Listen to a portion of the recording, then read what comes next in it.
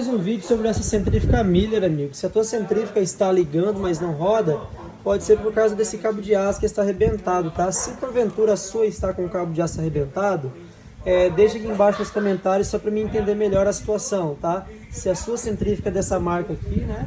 Ou é diferente. Essa aqui é da marca Miller Super.